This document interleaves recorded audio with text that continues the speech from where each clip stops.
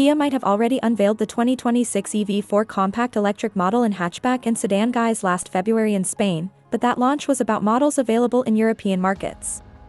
At the New York International Auto Show, the Korean company revealed its North American spec EV4, which will only be sold as a sedan locally, as the hatch won't make the trip to the land of the free.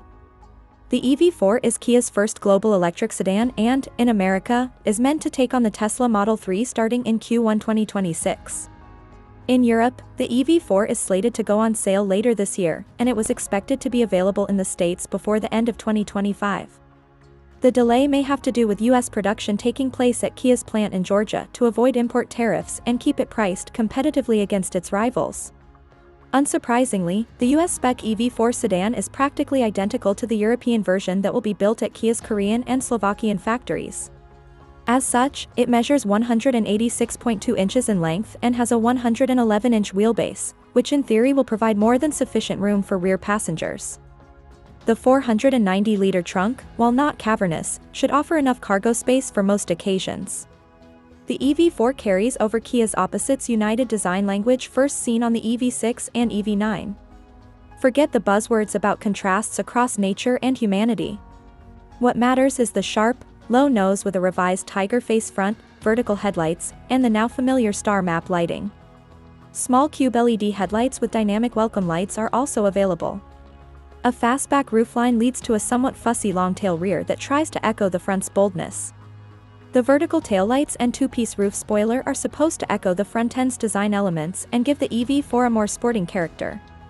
The all-electric sedan comes as standard with 17-inch aero wheels on the light and wind trim levels and spoked 19-inch ones on the range-topping GT line. The interior's highlight is the 30-inch screen, which incorporates two 12.3-inch displays for the driver gauges and infotainment and a 5-inch one for the climate controls.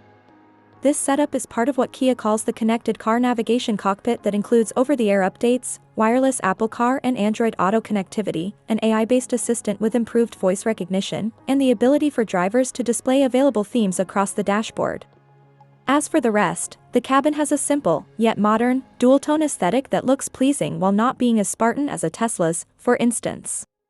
Meanwhile, equipment includes dual-zone automatic temperature control with rear AC vents and an acoustic windshield as standard, while heated or ventilated front seats with driver side memory and a heated steering wheel are also available.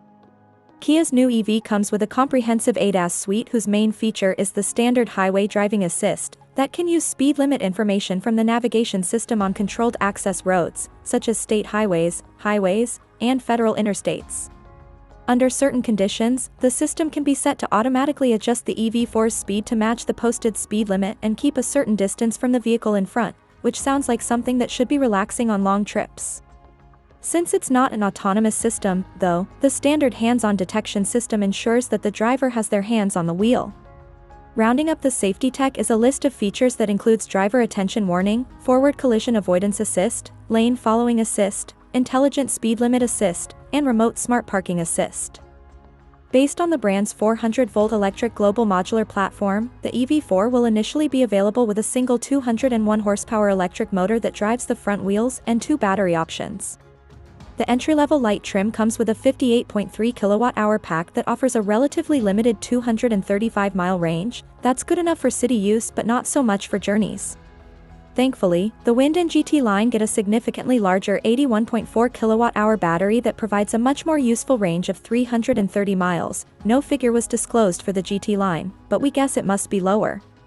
When connected to a fast DC charger, the light trim's battery can go from 10 to 80% in an estimated 29 minutes, while the Wind and GT line, despite their noticeably bigger capacity, need just 2 minutes more. In any case, the EV4 comes as standard with a NACS charging port that allows drivers to use Tesla's wide supercharger network and is located on the front passenger side. Kia is determined to prove that EVs, and electric sedans in the EV4's case, need not be boring, thus it made sure that, at least on paper, its new global model has all the right stuff to combine engaging driving dynamics with a high level of ride comfort, as the company puts it. That's a tall order indeed, but the EV4 has a McPherson strut front and multi-link rear suspension as well as a reinforced chassis in key areas. It should be able to deliver on its promises, at least theoretically, but judging from Kia's other EVs, we'd be surprised if it didn't. In the last few years, sedans have fallen out of favor with buyers not just in the US, but in most big markets worldwide, so manufacturers axed a great number of them from their lineups and focused on SUVs and crossovers, which sell like hotcakes, instead. At the same time, sales of electric vehicles are on the rise globally, even if not at the rate that almost all automakers, as well as many governments that voted to ban ICE-powered vehicles in the near future, projected. So why did Kia choose to spend millions to develop and produce a brand new electric sedan?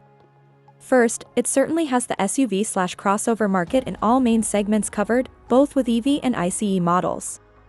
And second, just because the likes of Ford, GM, and Stellantis may have discontinued their own sedans, this doesn't mean that there isn't a pool of prospective buyers who'd rather have one over an SUV. That's due to high-riding vehicles have become kinda the norm these days, so it's ironic that a sedan will make you stand out from the crowd. Another point is that, if it's tuned the right way, a sedan's handling and steering are inherently better. See, you can't really beat physics. No matter how much advanced technology you might employ, a good sports car, thanks to its lower weight and center of gravity, will always handle better than a good sedan, which, for the exact same reasons, will do the same compared to an SUV. Just look at the most famous luxury brands in the world. As good as the Ferrari Purosang might be, it'll never handle as good as the much cheaper Roma or 296 GTB. Nor will the Lamborghini Urus compared to the Temerario, the Aston Martin DBX compared to the Vantage or DB12, or the Porsche Cayenne compared to the Panamera, Taycan or Cayman. Kinda stating the obvious, as the SUVs are meant to be more practical by default. However, do you really think anyone buys these models because they offer more passenger and cargo space or are able to venture off the tarmac? A valid argument is that those brands can't possibly be compared to Kia by any reasonable person. Maybe we should look at something more mainstream, like Tesla, then. Sure, the Model Y crossover might be its best seller, but the Model 3 sedan, on which the former is based, comes second and is a core pillar of the brand. And that's despite the platform's age, which dates back to 2017, which means it should have been replaced by an all-new model by now, according to other mainstream or luxury brands' strategy. Instead, it just received a facelift in 2023 for the China-built model and last year for the ones made in the US, which introduced many welcome updates to the Model 3 that cost Tesla much less than designing, developing, and building an all-new car. Of course, at the end of the day, the EV4 will be judged by how many units Kia manages to shift. Even though we're not so sure about the rear styling, all the rest point to yet another winner for the Koreans, who are on a roll when it comes to new product launches. We'll give it till December 2026 and see if the EV4 fulfills its maker's promises, as well as its expectations.